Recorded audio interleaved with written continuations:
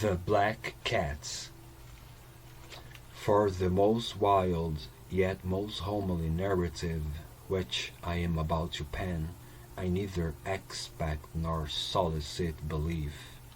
Mad indeed would I be to expect it, in a case where my very senses reject their own evidence.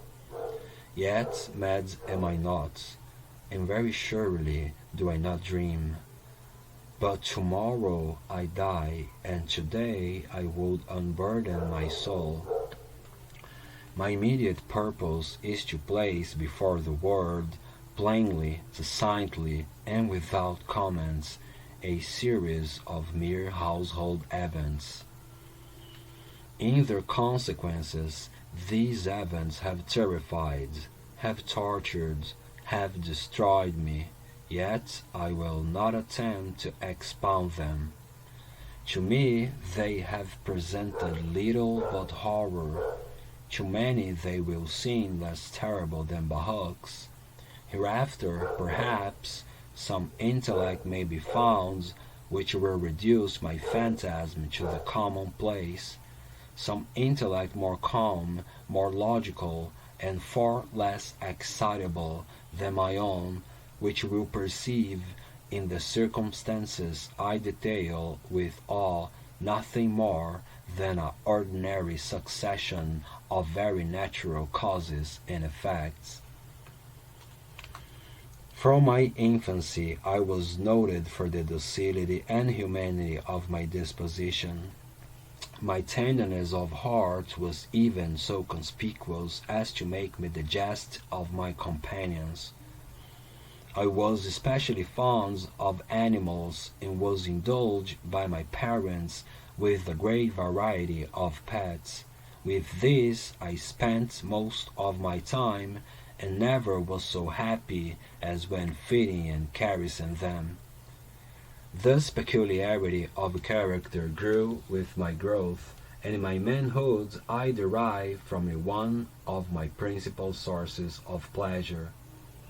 To those who have cherished an affection for a faithful and sagacious dog, I need hardly be at the trouble of explaining the nature or the intensity of the gratification thus derivable. There is something in the unselfish and self-sacrificing love of a brute which goes directly to the heart of him who has had frequent occasion to test the paltry friendship and gossamer fidelity of mere men. I married early, and was happy to find in my wife a disposition not uncongenial with my own. Observing my partiality for domestic pets, she lost no opportunity of procuring those of the most agreeable kind. We had birds, goldfish, a fine dog, rabbits, a small monkey, and a cat.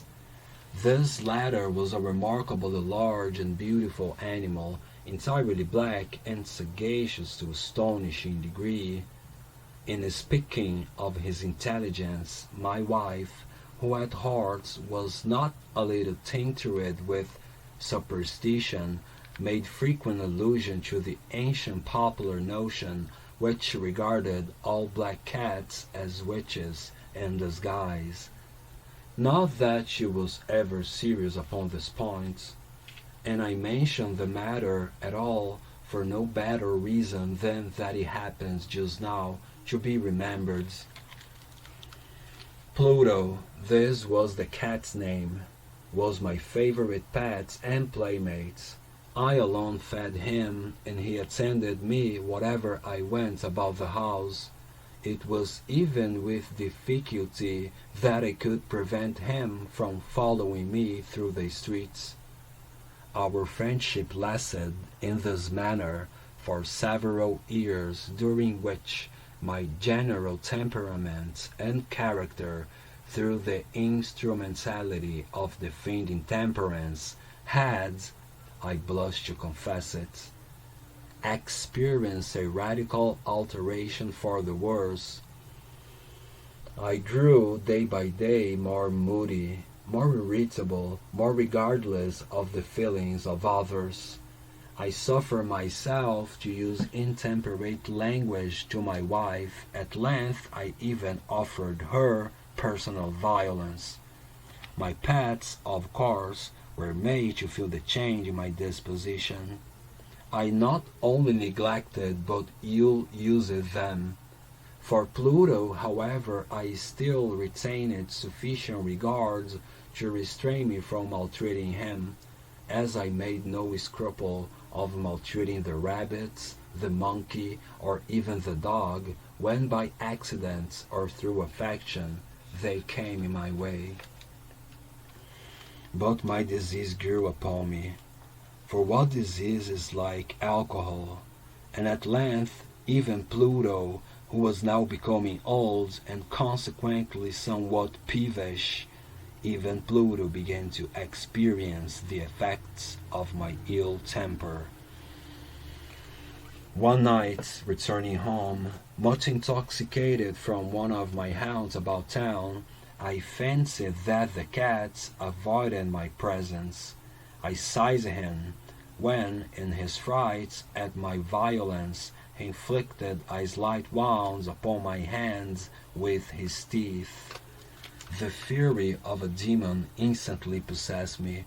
I knew myself no longer. My original soul seemed at once to take its flight from my body, and a more than fiendish malevolence nurtured, thrilled every fibre of my frame. I took from my waistcoat pockets a penknife, opened it, grasped the poor beast by the throat, and deliberately cut one of his eyes from the sockets. I blush, I burn, I shudder, while I pen the damnable atrocity. When reason returned with the morning, when I had slept off the fumes of the night's debauch, I experienced a sentiment half of horror, half of remorse for the crime of which I had been guilty. But it was at best a feeble and equivocal feeling, and the soul remained untouched. I again plunged into excess and soon drowned in wine all memory of the deed. In the meantime the cat slowly recovered. The sockets of the lost eye presented, it is true, a frightful appearance, but he no longer appeared to suffer any pain. He went about the house as usual, but, as might be expected, fled in extreme terror at my approach. I had so much of my old heart left as to be at first grieved by this evident dislike on the part of a creature which had once so loved me. But this feeling soon gave place to irritation, and then came, as if to my final and irrevocable overthrow, the spirit of perverseness. Of this spirit philosophy takes no account. Yet I am not more sure that my soul lives than I am that perverseness is one of the primitive impulses of the human heart, one of the indivisible primary faculties or sentiments which give direction to the character of man. Who has not 100 times found himself committing a vile or a stupid action for no other reason than because he knows he should not? Have we not a perpetual inclination in the teeth of our best judgment to violate that which is law merely because we understand it to be such? This spirit of perverseness, I say, came to my final overthrow. It was this unfathomable longing of the soul to vex itself, to offer violence to its own nature, to do wrong for the wrong's sake only, that urged me to continue and finally to consummate the injury I had inflicted upon the unoffending brutes. One morning, in cold blood, I slipped a noose about its neck and hung it to the limb of a tree, hung it with the tears streaming from my eyes and with the bitterest remorse at my heart, hung it because I knew that it had loved me and because I felt it had given me no reason of offense, hung it because I knew that in so doing I was committing a sin, a deadly sin that will so jeopardize my immortal soul as to place it, if such a thing were possible, even beyond the reach of the infinite mercy of the most merciful and most terrible gods. On the night of the day on which this most cruel deed was done, I was aroused from sleep by the cry of fire. The curtains of my bed were in flames. The whole house was blazing. It was with great difficulty that my wife, a servant, and myself made our escape from the conflagration. The destruction was complete. My entirely worldly wealth was swallowed up, and I resigned myself thenceforward to despair. I am above the weakness of seeking to establish a sequence of cause and effect between the disaster and the atrocity, but I am detailing a chain of facts and wish not to leave even a possible link imperfect. On the day succeeding the fire, I visited the ruins. The walls, with one exception, had fallen in. This exception was found in a compartment wall, not very thick, which stood about the middle of the house, and against which had rested the head of my bed. The plastering had here, in great measure, resisted the action of the fire, a fact which I attributed to its having been recently spread. About this wall a dense crowd were collected, and many persons seemed to be examining a particular portion of it with very minute and eager attention. The words strange, singular, and other similar expressions excited my curiosity. I approached and saw, as if graven in bas-relief upon the white surface, the figure of a gigantic cat. The impression was given with an accuracy truly marvelous. There was a rope about the animal's neck. When I first beheld this apparition, for I could scarcely regard it as less, my wonder and my terror were extreme. But at length reflection came to my aid. The cat, I remembered, had been hung in a garden adjacent to the house. Upon the alarm of fire, this garden had been immediately filled by the crowds, by someone of whom the animal must have been cut from the tree and thrown through an open window into my chamber. This had probably been done with the view of arousing me from sleep. The falling of other walls had compressed the victim of my cruelty into the substance of the freshly spread plaster, the lime of which, with the flames and the ammonia from the carcass, had then accomplished the portraiture as I saw it. Although I thus readily accounted to my reason, if not altogether to my conscience, for the startling fact just detailed, it did not the less fail to make a deep impression upon my fancy. For months I could not rid myself of the phantasm of the cat, and during this period there came back into my spirit a half sentiment that seemed, but was not, remorse. I went so far as to regret the loss of the animal, and to look about me among the vile haunts which I now aptly frequented for another pet of the same species and of somewhat similar appearance with which to supply its place.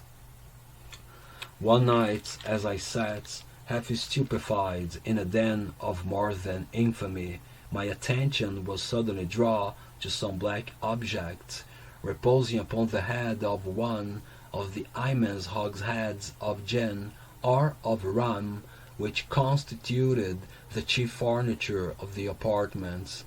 I had been looking steadily at the top of this hogshead for some minutes, and what now caused me surprise was the fact that I had not sooner perceived the object thereupon. I approached it and touched it with my hands. It was a black cat, a very large one, fully as large as Pluto, and closely resembling him in every respect but one. Pluto had not a white hair upon any portion of his body, but this cat had a large, although indefinite splotch of white covering nearly the whole region of the breast. Upon my touching him, he immediately arose, purred loudly, rubbed against my hands, and appeared delighted with my notice. This, then, was the very creature of which I was in search. I at once offered to purchase it of the landlord, but this person made no claim to it, knew nothing of it, had never seen it before. I continued in my caresses, and when I prepared to go home, the animal evinced a disposition to accompany me. I permitted to do so, occasionally stooping and petting it as I proceeded. When it reached the house, it domesticated itself at once, and became immediately a great favorite with my wife. For my own part, I soon found a dislike to it arising within me. This was just the reverse of what I had anticipated, but I know not how or why it was. Its evident fondness for myself rather disgusted and annoyed me. By slow degrees, these feelings of disgust and annoyance rose into the bitterness of hatred. I avoided the creature, a certain sense of shame and the remembrance of my former deeds of cruelty preventing me from physically abusing it. I did not for some weeks strike or otherwise violently use it, but gradually, very gradually, I came to look upon it with unutterable loathing, and to flee silently from his odious presence, as from the breath of a pestilence. What added no doubt to my hatred of the beast was the discovery, on the morning after I brought it home, that, like Pluto, he also had been deprived of one of his eyes. The circumstance, however, only endeared it to my wife, who, as I have already said, possessed in a high degree that humanity of feeling which had once been my distinguished trait and the source of many of my simplest and purest pleasures. With my aversion to this cat, however, its partiality for myself seemed to increase. It followed my footsteps with a pertinacity which it will be difficult to make the reader comprehend. Whenever I sat, it will crouch beneath my chair or spring upon my knees, covering me with its loathsome caresses. If I arose to walk, it will get between my feet, and thus nearly throw me down, or fasten its long and sharp claws in my dress clamber in this manner to my breast. At such times, although I longed to destroy it with the blow, I was yet withheld from so doing, partially by a memory of my former crime, but chiefly, let me confess it at once, by absolute dread of the beast. This dread was not exactly a dread of physical evil, and yet I should be at a loss how otherwise to define it. I am almost ashamed to own, yes, even in this felon's cell, I am almost ashamed to own that the terror and horror with which the animal inspired me had been heightened by one of the merest chimeras it would be possible to conceive. My wife had called my attention more than once to the character of the mark of white hair, of which I have spoken, and which constituted the sole visible difference between the strange beast and the one I had destroyed. The reader will remember that this mark, although large, had been originally very indefinite, but by slow degrees nearly imperceptible, and which for a long time my reason struggled to reject as fanciful, he had at length assumed a rigorous distinctness of outline. It was now the representation of an object that I shuddered to name, and for this, above all, I loathed and dreaded, and would have rid myself of the monster, had I dared.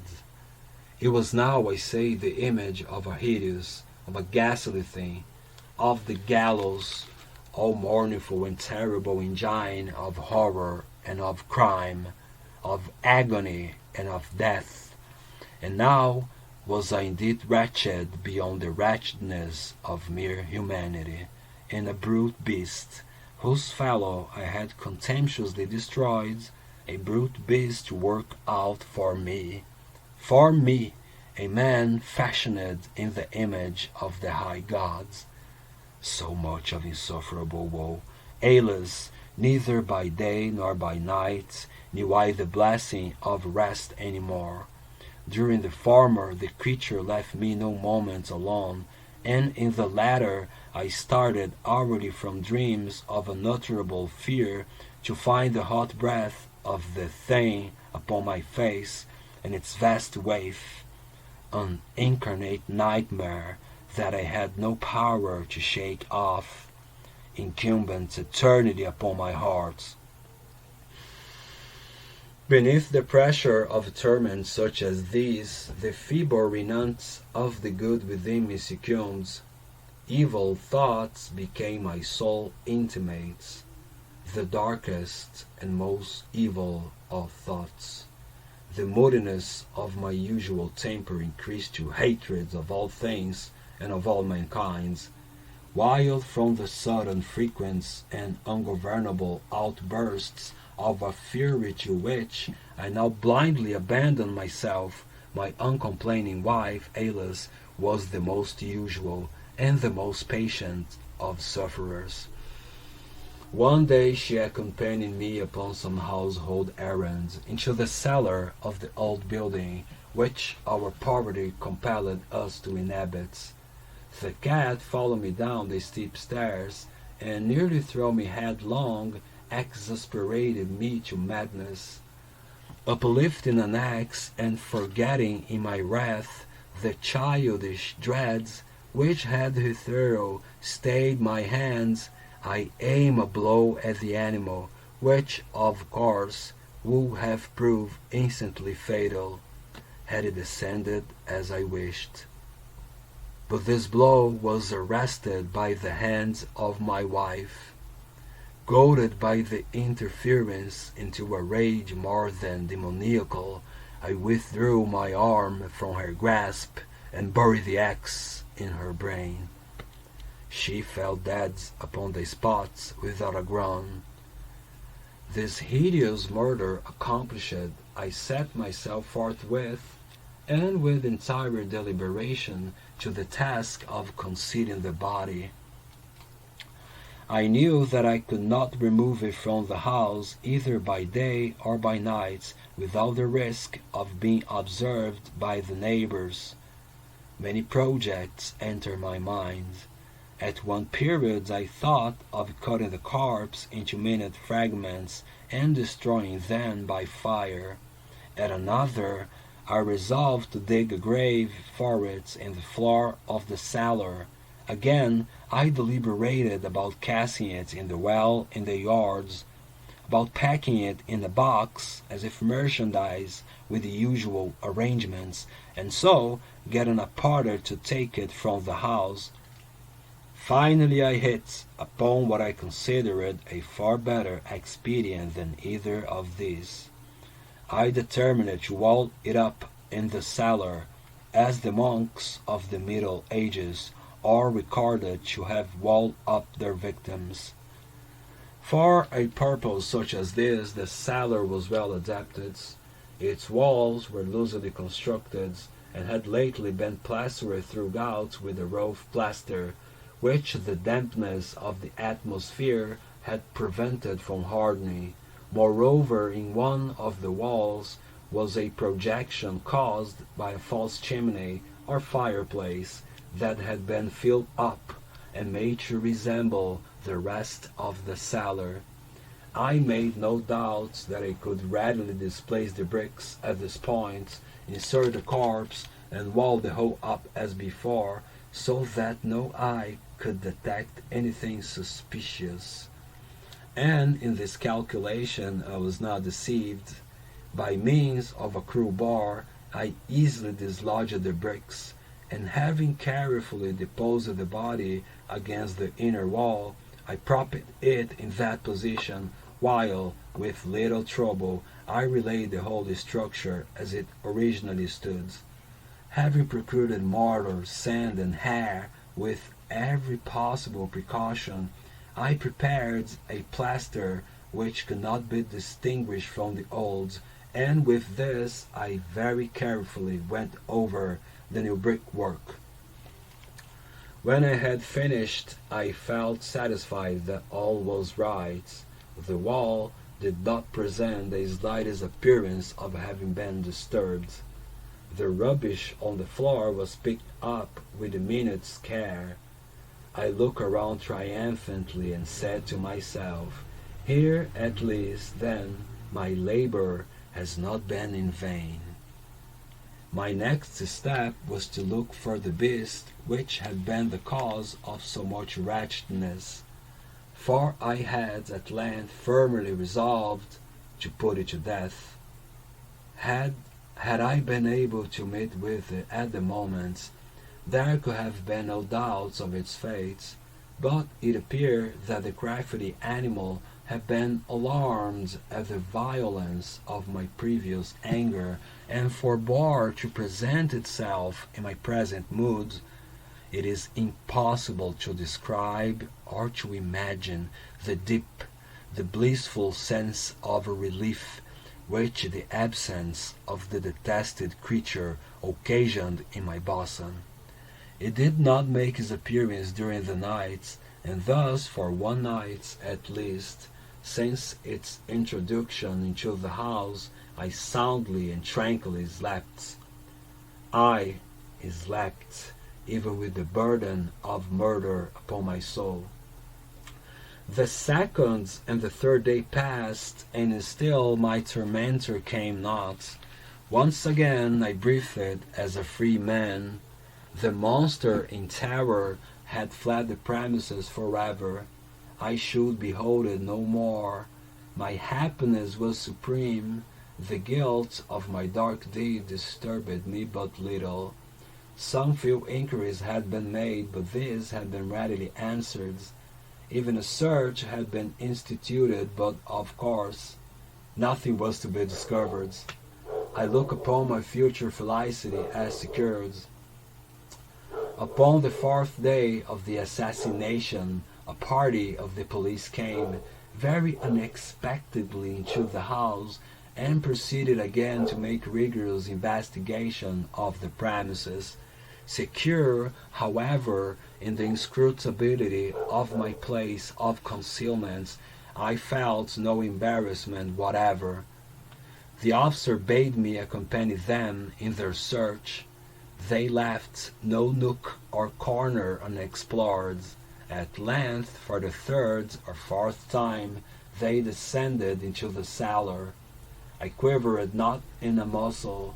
My heart beat calmly as that of one who slumbers in innocence. I walked the cellar from end to end. I folded my arms upon my bosom and roamed easily to and fro. The police were thoroughly satisfied and prepared to depart. The glee at my heart was too strong to be restrained. I burned to say if but one word by way of triumph, and to render doubly sure the assurance of my guiltlessness. Gentlemen, I said at last, as the party ascended the steps, I delight to have allayed your suspicions. I wish you all health and a little more courtesy. By the by, gentlemen, this is a very well constructed house. In the rabid desire to say something easily, I scarcely knew what I uttered at all. I may say an excellently well constructed house.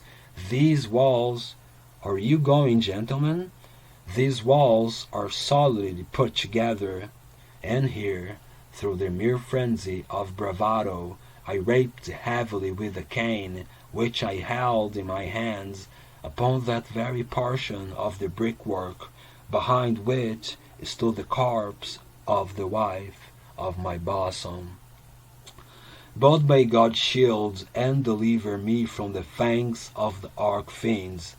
No sooner had the reverberation of my blow sunk into silence than I was answered by a voice from within the tomb, by a cry at first muffled and broken, like the sobbing of a child, and then quickly swelling to one long, loud, and continuous scream, utterly anomalous and inhuman. A howl, a wailing shriek, half of horror and half of triumph, such as might have arisen only out of hell, conjointly from the throats of the damned in their agony, and of the demons that exult in their damnation. Of my own thought it is foolish to speak. Swooning, I staggered to the opposite wall. For one instant the party on the stairs remained motionless, through extremity of terror and awe. In the next, a dozen stout arms were toiling at the wall. It fell bodily. The corpse, already greatly decayed and clotted with gore, stood erect before the eyes of the spectators. Upon its head, with red extended mouth and solitary eye of fire, sat the hideous beast whose craft had seduced me into murder, and whose informing voice had consigned me to the hangman. I had walled the monster up within the tomb.